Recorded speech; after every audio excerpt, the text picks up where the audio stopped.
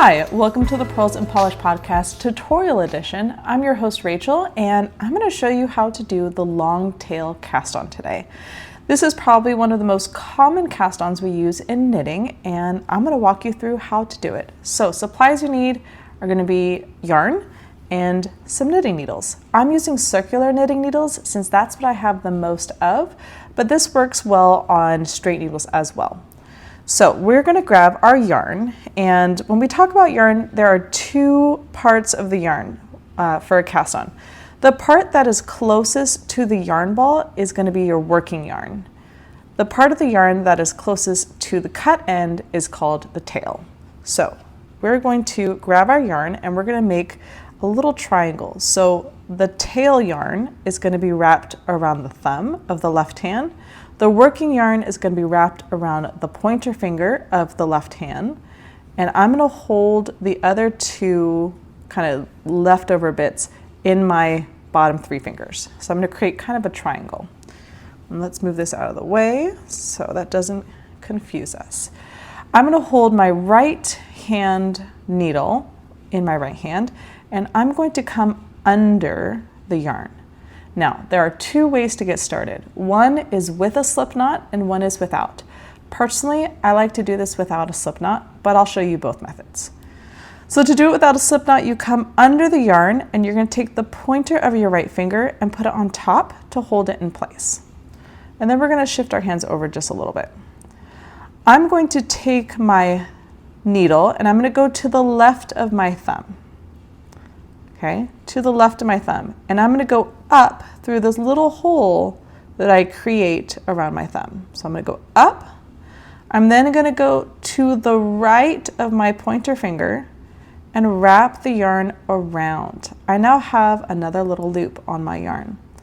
Then I'm going to take my thumb and I'm going to go over the knitting needle and I'm going to let go with my thumb and tighten just a little bit. And that's my first stitch.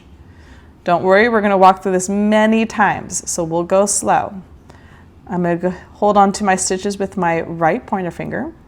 I'm going to take my needle and go to the left of my thumb and go up through this little hole that I create. Then I'm going to go to the right of my pointer finger and wrap the yarn around. Then I'm going to slip the hole of my thumb over the yarn and the needle and tug. Again, going to the left of the thumb and up through the hole, to the right of the pointer finger and around. And then I'm going to take my thumb and slip that loop over the needle. Again, going to the left of the thumb and up through the hole, going to the right of the pointer finger and wrapping the yarn around, and then slipping that loop over the needle and give it a little tug. Now when you're pulling your yarn tight on your needle, you don't want to choke it. You just want to make it snug because you do have to knit into this loop that you have created. So you don't want it too tight, but you also don't want it too loose. I'm going to show you at speed of how I do the long tail cast on. So it's very rhythmic as far as the motions. So this just takes a little practice, but once you kind of get it, it becomes one fluid motion. Now, something I do want to show you. You'll see my tail yarn, it's starting to kind of unravel a bit. That just happens as you are twisting yarn around. So all I do is I let go, I let it twist up again, fix my grip. I usually start counting my stitches and I keep going until I have all the stitches that I need. And that's the long tail cast on. Now I'm going to show you again with a slip knot at the beginning. So very quick slip knot. Let me get everything untangled. I'm going to take my yarn and loop it on top. The part of the yarn that's on top, I'm going to go up through this hole and create a loop. Give that a little tug. And then I'm going to slip this onto my needle. Now I do want the tail of my yarn to be pointing towards me because that's going to wrap around my thumb. the working yarn is going to be where my pointer finger is going to go, like so, and I'm ready to start. So we'll walk through it again slowly.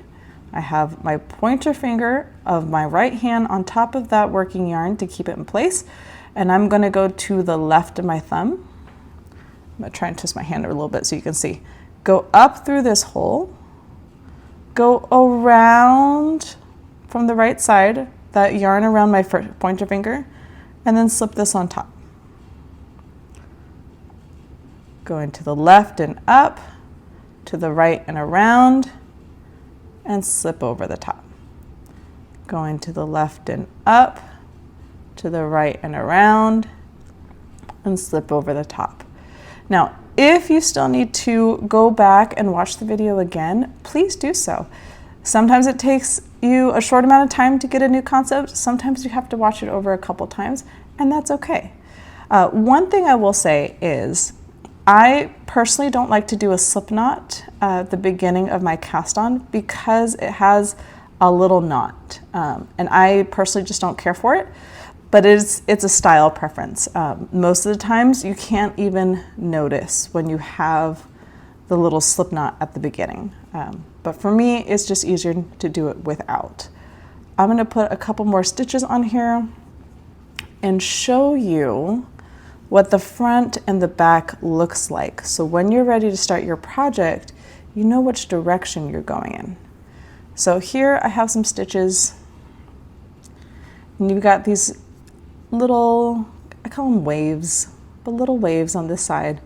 If I turn my work around, you're gonna see the little garter bumps or the little purl bumps. This is the back of the yarn. Now, if you start working on your project and you realize you started on the wrong side, it's okay. It's not that big of a deal. But just to kind of orient yourself, usually the side with the purl bumps is the back side of the work. So that is the long tail cast on. Thanks for joining me, and make sure you check out my channel for other tutorials and our weekly podcast. See you later.